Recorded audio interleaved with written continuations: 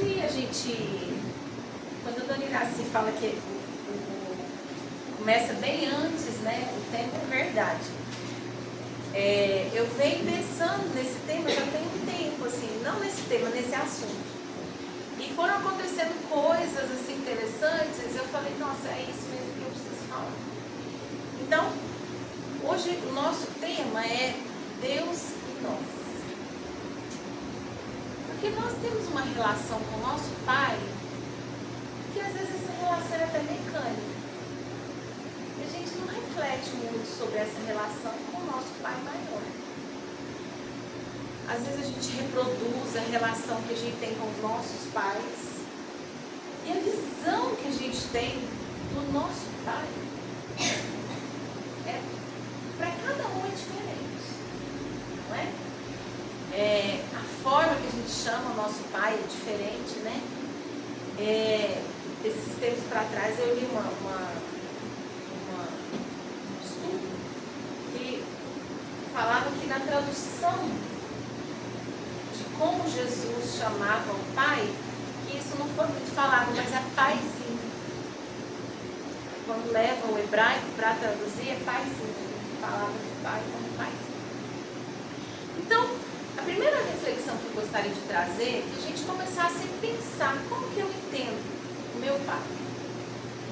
Como que eu vejo o nosso Pai? Porque eu sempre falo isso aqui, a gente vem de uma ideia, todos nós viemos de uma ideia, e ainda estamos muito presos à ideia de um pai bravo. Essa ideia do pai que castiga, do pai que tem a mão pesada, porque às vezes quando alguém faz alguma coisa pra gente, a gente não quer sentir raiva, né? A gente fala, eu vou deixar ele com Deus. Como se Deus fosse se vingar da pessoa por nós, né? Deus toma conta dele. Como que é isso que a gente quer? Como que é esse tomar conta da nossa cabeça? O que a gente quer? Porque uma coisa é a gente pensar que Deus resolve os nossos problemas. Então, se alguém me magoou, em algum momento da vida, Deus vai chamar ele e vai falar, você magoou o Ricardo, agora nós vamos conversar. Porque nós fazemos assim com os nossos filhos. Um briga com o outro e a gente, né? A gente acaba de alguma forma fazendo ali uma corrigenda. E aí, eu queria que a gente pensasse também como a gente se relaciona com esse Pai. Como é o nosso relacionamento? Então eu vou chamar vocês esses dias. Por que eu falo que esse tema ele começou já tem um tempo?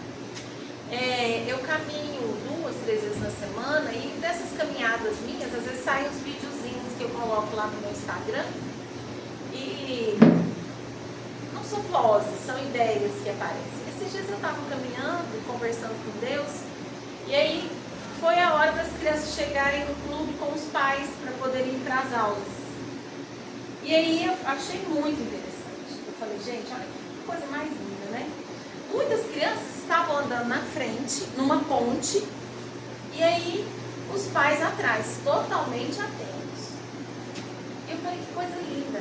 Os pais ali, cuidando dessas crianças, mas não estava ali segurando na mão, estava ali, aquela presença. Porque Deus é isso, gente. Deus é presença. Nosso Pai é presença. E aí um subia, às vezes, no parapeito, o pai ia lá e retirava. E aí logo um já estava ali dando birra, e eu falei, quantas vezes a gente dá birra, né, gente? E aí a gente vem para cá, para essa escola de amor, pede para passar pelas provas, e na hora da prova a gente dá birra, mas dá birra feio. E a gente fala para Deus, Deus, me tira daqui, não aguento mais. Não é? E aí a gente barganha com esse pai também, né? No fundo a gente pensa assim, eu vou lá no doutor Antônio, vou lá, depois quem sabe dá tudo certo para mim, né? Quem de nós nunca, em algum momento da sua encarnação, não é? E aí quando dá errado, gente, mas não é possível, eu estou fazendo tudo certo. Ó, barganha. Não é? E aí, pensando nisso, eu não quero mudar a ideia de Deus de ninguém. Porque cada um tem uma ideia do seu pai, cada um se relaciona. Eu só gostaria desse momento que a gente refletisse sobre a nossa relação com Deus. E aí, pensando na questão do castigo, de algo ruim que acontece, eu quero fazer um parêntese aqui. Nessa ideia que Deus nos leva para um lugar onde nós pagamos por aquilo que fizemos. Então tem um livro que chama Pensamento e Vida. E ele tem um capítulo que fala sobre o remorso. E ele explica lá muito bem como se dão as nossas provas, as nossas dificuldades, principalmente as nossas doenças. Ele explica lá que quando a gente faz algo de ruim, a gente é cometido por culpa. Isso acontece encarnado e desencarnado. A gente tinha uma pessoa que foi o nosso um dos maiores professores que a gente teve na mocidade, o senhor Luiz, e o senhor Luiz falava assim: quando a gente se encarna, tudo aumenta. O amor aumenta, o ódio, se você for uma pessoa arraigada no ódio, o ódio aumenta e o remorso também aumenta. Então a gente, na maioria das vezes, nós passamos por um momento de perturbação da nossa mente, do nosso íntimo. E esse remorso, ele por vezes, se a gente não consegue transformar ele em arrependimento, e o arrependimento e remorso são coisas diferentes. Quando eu me arrependo de coração, isso demanda de mim uma humildade.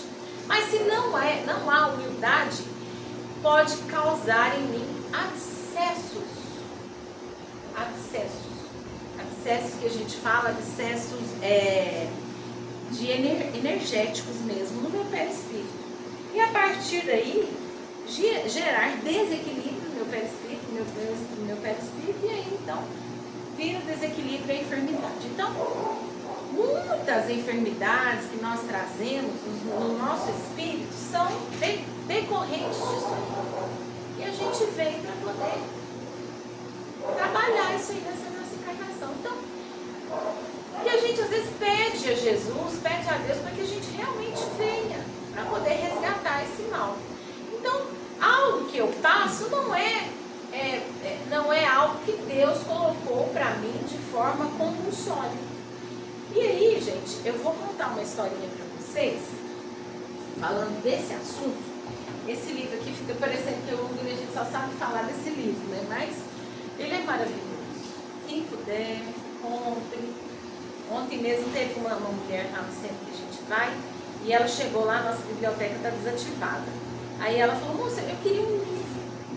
Sua biblioteca está funcionando? Eu falei: olha, a nossa biblioteca está desativada. Nossa, mas eu queria tanto ler um livro.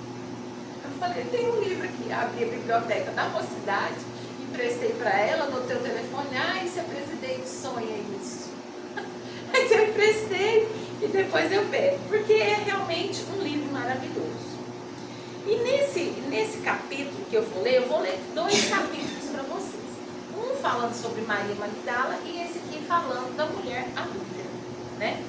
Então ele conta no capítulo 13, porque esse livro ele conta as histórias de quando Jesus passou, que estão na Bíblia, mas ele vai além. Então ele começa contando aquela história que a gente sabe, que os homens pegam ela e chegam lá, apresentam ela para Jesus, né? E falam que vão apedrejá-la porque ela era adúltera. Então Jesus falou: aquele que estiver sem pecado, que atire a primeira pedra, né? Ele traz esse ensinamento e fala para a mulher: onde estão os seus juízes? Ninguém te condenou? Também eu não vou te condenar. E aí ele fala: vai e não peques mais. Isso aí todos nós sabemos, aconteceu realmente, né? E o João se aproxima e fala, pergunta, indaga para Jesus, né? Jesus, por que o senhor não condenou ela? Porque sempre acontecia alguma coisa depois dos ensinamentos de Jesus, e esse livro ele traz isso, né? E ele fala: quais as razões que eu teria para condená-la? Jesus fala para ele, né? Ele fala: você já passou por alguma dificuldade na sua vida iguais às dela? pôr no lugar dela, para você achar que ela merece ser condenada? Ele fala, Jesus, mas está na lei. Nós temos que pagar 100.000%. Estão vendo a ideia de Moisés? Nós temos que pagar. Moisés, nós ainda estamos muito presos à ideia de que precisamos pagar tudo aquilo que fizemos. Quando a gente precisa transpor essa ideia que o nosso Pai é um Pai de misericórdia. É um Pai que não nos condena. Pensem vocês. Vamos pensar. Eu falo muito para as pessoas. Hein? Ah, mas tem que pagar, tem que pagar. Eu falei, então tá bom. Então vamos nos colocar do lado do nosso Pai. Você é pai? Sim, sou pai. Existe alguma coisa que o seu filho faça a você, que faça a você ou ao outro, que faça você ter ódio desse filho? Não. Nós, pessoas normais, né? Se um filho faz algo a você, você não vai cercar esse filho de cuidado, de ensinamento, de amor? Pode ser que a gente fique bravo, né? A gente fica bravo, ontem mesmo eu fiquei bravo. Mas a gente depois vai com o ensinamento de amor, não é? E aí ele fala, você poderia desejar para pecador humilde tormento maior do que aquele a qual ela já se impôs? Porque estar em pecado é se impor um tormento. Falando em pecado, que Jesus está falando, o que é pecar? Errar o alvo. A palavra vem que pecado vem de errar o alvo. É um tormento ao qual o Espírito mesmo se impõe. Aí ele perguntou para João, quantas vezes tem faltado pão à sua mesa? Aí ele falou, olha que coisa, gente, olha que coisa que Jesus perguntou. Você sabe a dor de noites solitárias? Você conhece? Jesus falou para ele que uma das maiores dores que tem é da solidão, da tristeza de ser. Olha para vocês verem. Ele falou para ele, aqui está o ensinamento que eu quero trazer para vocês. Cada ser traz consigo a fagulha sagrada do Criador. Dentro de si, o santuário da presença de Deus. Mas só a luz e o bem são eternos. E tem também a muralha sombria e a negação. Quer dizer que nós temos dentro de nós a fagulha do amor de Deus e a muralha sombria. Nós temos dentro de nós a história dos dois cachorros, né? Eu tenho um cachorro bom e um cachorro agressivo. Ah, e qual que você deixa que cresça? Aquele que eu alimento mais. Foi isso que ele falou. Todos os redutos do mal cairão, para que Deus resplandeça no espírito de seus filhos. Não é para ensinar outra coisa que está escrito na lei. Vós sois deuses. Isso aqui, gente, a gente acha que Jesus falou. Na verdade, vós sois deuses está escrito no Salmo. Ele só repetiu. Agora, olha isso aqui. Por que eu falo que vem antes? Isso aqui eu li na segunda-feira retrasada, quando eu estava lá dentro do centro. Olha para vocês verem. Eu fiquei encantada com isso aqui. Porventura não sabes que a herança de um pai se divide entre os filhos em partes iguais? As criaturas transviadas são as que não souberam entrar na posse do seu quinhão divino. O que ele está falando para nós aqui? Que dentro de nós, o gene divino está dentro de cada um de nós. Aí você vai falar assim para mim, dentro do político tal, não tem Deus não. Teve lá, caso perdido, está lá, gente. Ele está lá. Dentro daquele traficante, tá? Não tem. Porque todo mundo ama alguma coisa. Nem que ele ama o dinheiro. Já é a fagulha do amor de Deus. Até esse dia a gente estava falando do amor. O que você estava falando? O amor. Todo mundo ama alguém e alguma coisa. Eu me dei um exemplo e ainda pensei. Todo mundo ama alguma coisa. E aí Jesus, lógico que é muito maior, né? E ele falou, é por isso que não condena o pecador para afastar o pecado. E em todas as situações, prefiro acreditar sempre no bem. Quer dizer, Jesus vê em nós somente o bem. Aquela história lá do 2000 anos, quando Jesus encontrou borboletas, quem que ele viu ali? Eu adoro pensar que ele olha para mim e ele vê quem eu vou tornar. Eu tenho feito esse exemplo, esse exercício de olhar para as pessoas. Até esse dia eu estava conversando com um amigo meu, tentando enxergar as pessoas com os olhos de Deus, com os olhos de Jesus. E aí, falando dessa compreensão que a gente tem que ter, nós vamos lá no Livro dos Espíritos. E para falar de Deus, a gente precisa falar na lei de adoração. Nós precisamos. E aí nós vamos nos encaminhando já para uma reflexão. Onde eu vou encontrar Deus? Tá bom que Deus está dentro de mim, mas como que eu vou fazer para encontrar Deus? Algumas pessoas, né, ficam em oração o tempo todo, né? E lá no Livro dos Espíritos, a pergunta 621, onde está escrita a lei de Deus? Na nossa consciência. Só que ultimamente a gente está sofrendo um mal aí, que é o mal do século, que eu acho que vai acabar, como diz um amigo do Uni, até 2057 vai acabar, é a ansiedade. É a depressão, é a síndrome do pânico. Como que nós vamos acessar esse Deus dentro de nós se nós estamos tão agoniados por dentro? Se a gente não consegue parar para pensar em Deus. Se a gente está super reativo, fez, eu faço, não penso. E aí nesse livro aqui a gente vai ter assim, uma ideia clara, porque Jesus ele tinha um negócio, alguém falava com ele, ele nunca respondia na hora, ele fala o tempo todo. Jesus parou e olhou e refletiu. E aí nós vamos lá na pergunta 649. Em que consiste a adoração? É elevação do pensamento a Deus. É elevação do pensamento a Deus. Pela adoração, o homem aproxima dele a sua alma. E aí, é um exercício mesmo. E lá no Evangelho, tem a lei natural. Fala também para nós onde nós podemos. Gente, se você não consegue elevar o seu pensamento, se a sua mente está agitada, vá para a natureza. Observe a natureza. Vocês não têm ideia de quantos ensinamentos nós temos na natureza. Hoje mesmo, eu fiquei brava com meu filho ontem, vou contar aqui que a gente tem que falar que não tem santo aqui na frente, não tem mesmo, né? Nós temos as divisões das tarefas e sexta-feira ele tinha que ter arrumado a cozinha. Ontem ele não tinha arrumado a cozinha de sexta ainda. Eu cheguei, eu fiquei muito brava.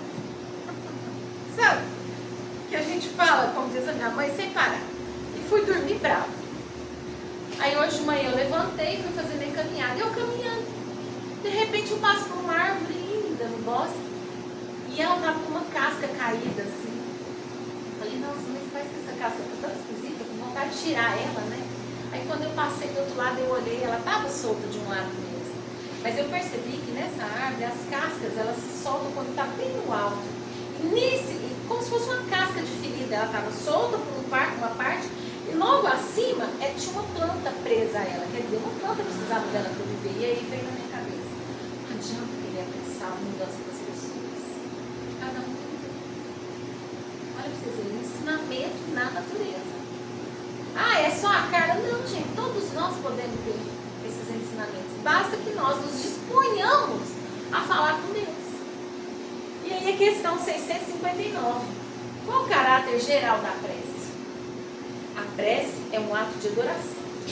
Orar a Deus é pensar nele, é aproximar-se dele, é pôr-se em comunhão com ele. Há 3 coisas podemos propor-nos por meio da prece: louvar, pedir e agradecer. Tá bom, Carla? Então só eu fazer a prece eu vou entrar em comunhão com Deus? Bom, tem que ver como é que está o seu sinal do Wi-Fi, né? Porque se eu estiver com a tela do celular suja, eu não vou conseguir ler.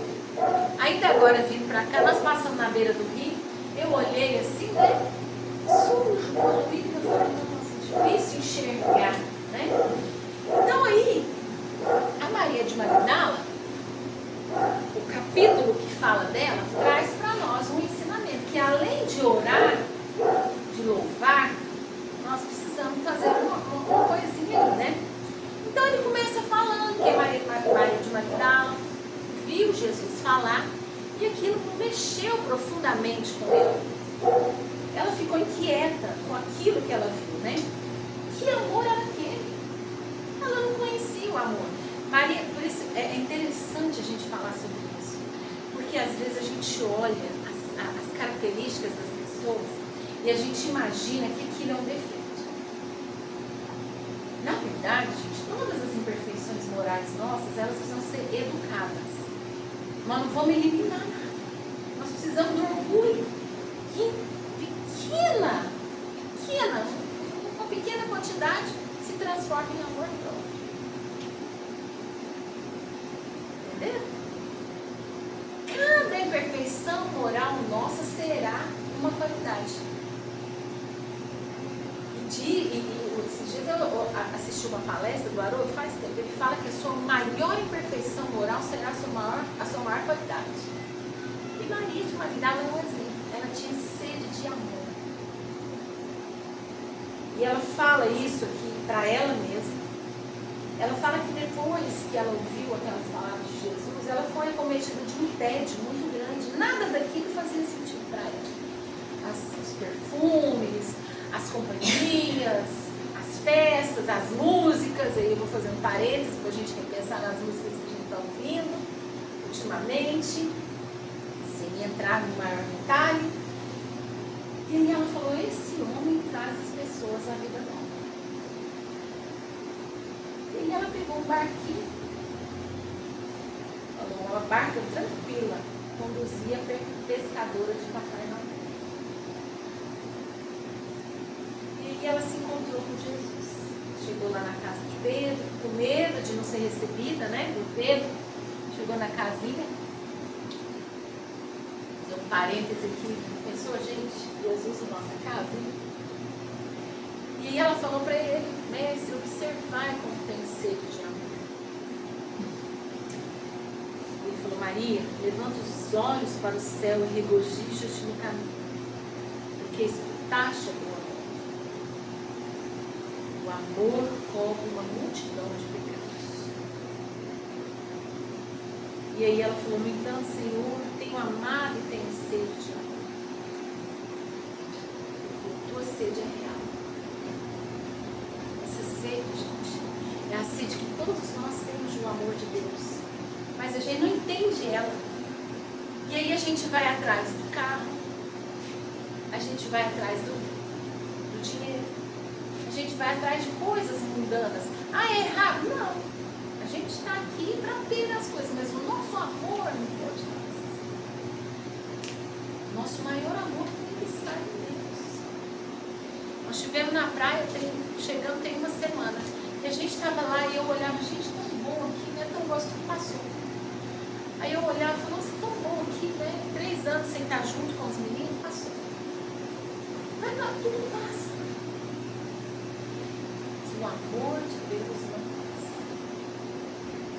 E aí, Jesus falou para ela, o amor sincero não existe satisfação, não existe satisfações passageiras que se extingue no mundo com a primeira ilusão. Trabalhe sempre, sem amargura e sem ambição, a receitinha, com os júbilos do sacrifício. Só o amor que renuncia sabe caminhar para a vida suprema. Essa vida suprema, gente, é onde nós precisamos chegar. É lá que nós vamos sentir a felicidade real. É lá que nós vamos gozar da companhia do Pai, da companhia de Jesus. E aí ela muito preocupada, ela queria sentir isso, mas todos era preocupação deles, porque Jesus já tinha avisado que ele ia embora. Ela falou, mas quando você for embora, o que nós vamos fazer? Ela falou, trabalho. Mas mestre, como? Eu não posso nem ser mãe. E ele falou, vai atrás daqueles que não podem ter mãe. A maior maternidade é aquela. A maior maternidade aos olhos de Deus é aquela que acolhe aqueles que sofrem também. E aí aconteceu tudo. Jesus ressuscitou. E ela ficou sozinha. Os apóstolos, cada um foram no caminho deles. E ela lembrou de Jesus. E aí um dia ela estava lá na cidade e aí passou uma multidão de leprosos. E ela tinha prometido a Jesus que ela colheria os doentes. Então ela foi com esses leprosos por válidos daqueles. E lá, ela se dedicava a falar de Jesus e cuidar deles todos os dias de manhã. Quando ela percebeu, ela estava com as chagas no corpo dela. E ela sentiu uma saudade imensa dos irmãos de caminhada. E ela voltou para a cidade. Só que a caminhada dela foi muito dolorida. Ela não conseguiu chegar onde ela queria. E ela foi acolhida por uma família. E ali ela passou os últimos dias da vida dela. Então agora, depois de tudo isso, ela chegou no dia do desencarne. É aqui que eu quero ver para vocês. Quando ela estava já sentindo sobre as árvores, o corpo dela saiu, né? O espírito saiu do corpo. E ela começou a esperar quem viria buscar ela, né? Já desencarnada. As árvores cantavam, os ramos próximos e as ondas sussurrantes vinham beijar-lhes os pés. Foi quando viu Jesus aproximar-se mais belo do que nunca. Seu olhar tinha um reflexo do céu, o semblante trazia um júbilo indefinido. O mestre estendeu-lhes as mãos e ela prosternou-se clamando como antigamente: Senhor. Jesus acolheu-a brandamente nos braços e murmurou: Maria, já passasse a porta estreita. Amaste muito. Vem, eu te espero. Então, meus irmãos, nós precisamos entender que precisamos desenvolver uma relação de afinidade com esse Pai através de nosso amado Jesus. Orar sim, procurá-lo dentro de nós sim, mas que a gente não descanse. Tem um dia de descanso. Que a gente trabalhe indefinidamente. Porque só o trabalho vai nos libertar. Porque o conhecimento, a oração te liberta. O trabalho te liberta. Mas aí, 5 minutinhos eu vou ler para vocês também uma mensagem que eu achei do nada. Está lá no Evangelho por Emmanuel. Porque a gente sempre fala, como que eu vou sentir Deus? Como que eu vou ouvir as palavras de Deus dentro de mim? E essa mensagem ela é intitulada Na Meditação. E ela vem falar para nós disso, desses dias que nós estamos vivendo, de ansiedade, de depressão, de síndrome do pânico. Tuas mãos permanecem extenuadas por fazer e desfazer. Teus olhos estão cheios de angústia, recolhida nas perturbações ambientes. Dói-te os pés nas recapitulações dolorosas. Teus sentimentos vão e vêm, com impulsos tumultuários, influenciados por 1000 pessoas diversas. Tens o coração atormentado. É natural. Nossa mente sofre sede de paz. Como a terra seca tem necessidade de água fluida. Venha a um lugar à parte, o país de ti mesmo, a fim de repousar um pouco. Esquece as fronteiras sociais, os controles domésticos, as incompreensões dos parentes, os assuntos difíceis, os problemas inquietantes, as ideias inferiores. Retira-te dos lugares comuns que ainda te prendes. Concentra-te por alguns minutos em companhia do Cristo, o barco dos teus pensamentos mais puros, sobre o mar das preocupações cotidianas. Ele te lavará a mente eivada de aflições, balsamizará tuas úlceras, dar-te-á salutares alvitres, basta que te cales, e a sua voz falará no sublime silêncio. Oferece-lhe um coração valoroso na fé e na realização. Seus braços divinos falarão isso. Regressarás então aos círculos de luta, revigorado, forte e feliz. Teu coração com ele, a fim de agires com êxito no vale do serviço. Ele contigo, para escalares sem cansaço a montanha da luz. É difícil calar, né, gente? Mas que a gente tente. Que a gente tente olhar, que a gente tente estender os olhos mais adiante. E aí eu vou mostrar para vocês uma imagem. Na volta da viagem, eu tenho muito medo de avião. Muito. Se eu pudesse, eu andava só de carro. Acho que eu andava até a pé. E eu estou tentando vencer esse medo. Então eu entro, para mim, mais difícil é a decolagem. Todo mundo fala que o pouso é mais difícil, mas eu tenho, na minha cabeça eu tenho que aquele trem não consegue subir. E aí, quando ele vai pousar, eu falo, ai, graças a Deus, está perto. Então tá tudo bem. E aí, fui. E para piorar, né? Ainda tem a tal da conexão. Tem que andar 2 vezes. Eu estou lá, se fosse só uma, né? Mas é que a gente compra passagem mais barata, tem que ter a conexão, né? E aí fui. Aí eu fico bem. Aí dá um dia, acho que ele nem sabe disso. Um dia antes de voltar, eu já fico. Vai de novo, né? O torneio. E aí, eu falei, tá bom, então eu vou. E aí, na primeira ida já, eu falei, então tá bom, eu vou. E aí, a hora que eu entrei, eu vi essa cena. Acho que não dá pra vocês verem de muito perto. Tava lindo demais o céu. E eu, às vezes, nem gosto de ficar na janela, porque eu acho que ele vai cair, né? Aí eu falei, nossa, tá lindo demais. Eu falei, eu vou ficar aqui olhando esse trem agora. E aí que ficou bonito mesmo. E aí elas ficaram, as nuvens, elas ficaram assim que a gente via lá longe. Aí veio, que aí quando eu viajo, eu falo, nossa, eu podia ter uma ideia de vídeo, né? E não veio nenhuma ideia de vídeo lá no Rio. Eu falei, oh Deus, não é possível, nenhuma ideia, né? E aí veio o avião. Quando eu estava olhando isso aqui, contemplando, pensando em Deus, na grandeza dele, aí veio a ideia. Não é voz, tá? Pensamento. Mas eu tenho uma pessoa que fala para mim, toda vez que esse pensamento está acabando, que ele vem, você não é seu. Quando você tem a ideia, vire para lá, olhe para lá, pense nisso. Por que você faz isso? Não é seu. Mas Jesus, o seu Espírito Protetor e de Deus, porque todos falam através de Deus. Aí veio o pensamento. Por que você não para de olhar para o seu medo e olha para a imensidão da obra de Deus, na sua vida e na vida de Deus? Eu falei, mesmo. Aí eu olhei para ele e falei, nossa, olha assim.